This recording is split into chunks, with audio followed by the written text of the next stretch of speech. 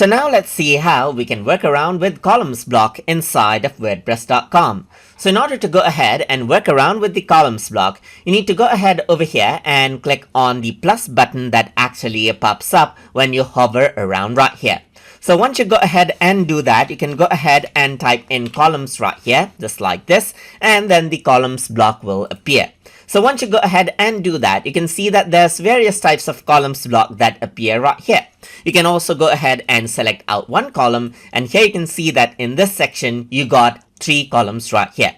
If I were to click on the plus button over here on the left hand side, you can simply go ahead and add in a paragraph block, let's say for example, and say this is a sample paragraph right here, just like this. So this is what you have. And then now you can see that this is in the leftmost area. If I were to go around over here, I can click on the add block button right here, and then I'm going to go around onto image right here, let's say for example, and then select out an image. So I'm just simply going to go around over here and insert out an image right here.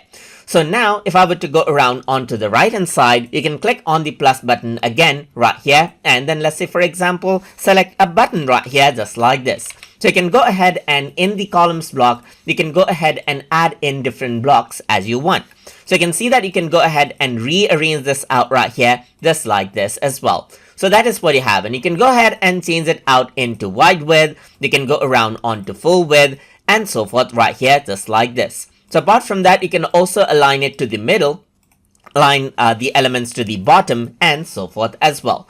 So this is what you have right here, and then around over here you can change around the column numbers as well, for example more than 6, or you can decrease this out right here and so forth, as you can see right here. Let me just press Ctrl Z and you can see that you get back the elements right here that actually got lost right here as well.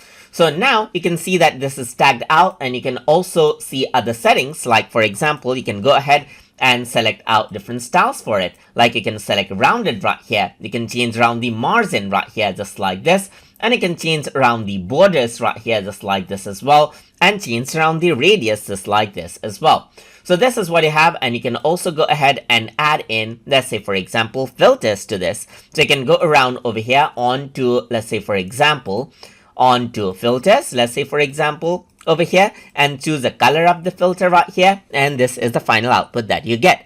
And that is how you can work ahead with the columns block inside of wordpress.com. So hope you guys learned something as always, and as always please like, comment, share and subscribe.